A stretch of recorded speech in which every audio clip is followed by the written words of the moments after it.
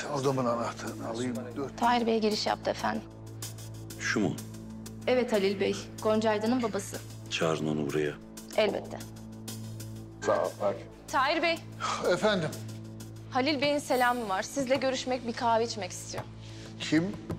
Hangi Halil? Tabii ki Halil Ata Bey. Başka kim olabilir? Teşekkür ederim.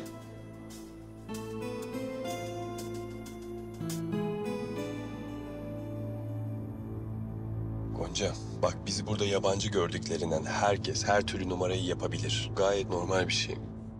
Neden normal olsun? Hı? İnsanlara güvenmek hata mı Arda? Bak senin normal dediğin şeye biz menfaat diyoruz. Derya sana aynısını yaşatmadı mı? Doğru yaptın. Güya en yakın arkadaşındı. Projeni çaldı. Sonra gitti üstüne iftira attı. İyi de toprağın niye böyle bir yalana dolana ihtiyacı olsun ki? En yakın arkadaşın Derya yaptı diyorum. Toprak kim? Dış kapının dış mandalı. Sevgilisiyle birlik olmuş senin arkandan iş çeviriyor. Ya bu Toprak ayrıca hayatımıza ne zaman girdi ki Allah aşkına? Hata bende. Hemen güveniyorum insanlara.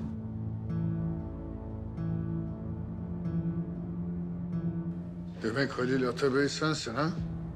Sen kim oluyorsun da beni ayağına çağırıyorsun? Olur mu hiç öyle şey ya? Sen burada bizim misafirimiz sayılırsın. Dostane bir davet. Otur. Bir acı kahvemizi iç. Gerek yok.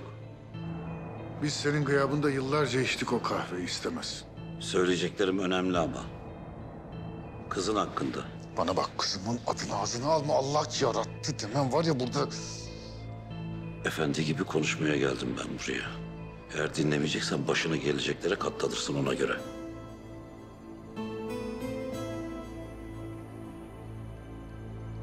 Anlat hadi, anlat. Anlat, çabuk ol.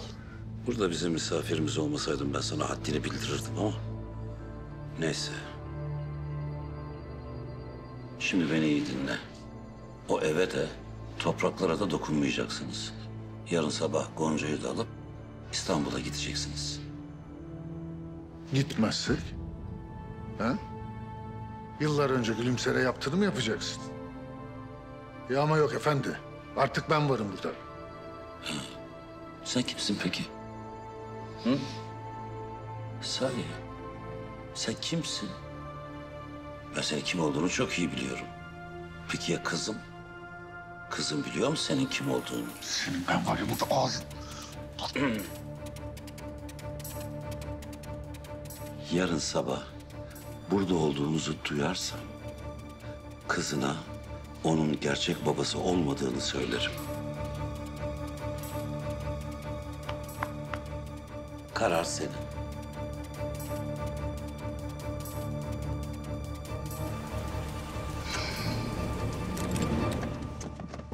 Dur nereye?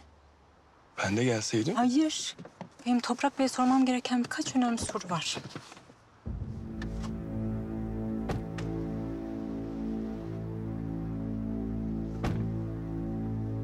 Evet.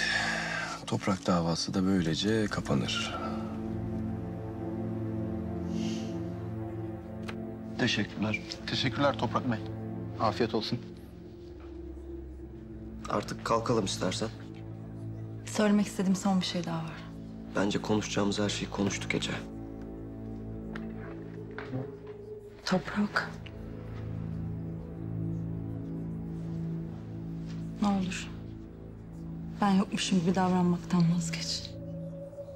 Ya 2 dakika konuşacağım diyorum size. Anlamıyor musunuz? 2 dakika, tamam mı? Hanımefendi, rezervasyonsuz müşteri alamıyoruz. Daha kaç defa anlatmam gerekiyor lütfen? Toprak Atabey'e 2 çift lafım var, sonra hemen gidiyorum. Hanımefendi bir dakika. Allah Allah.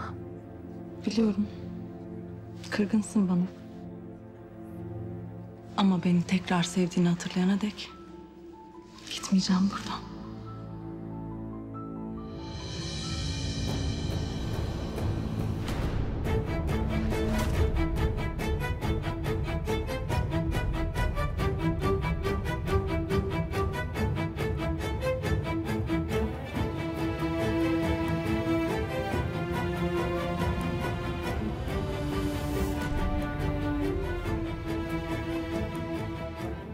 Gonca.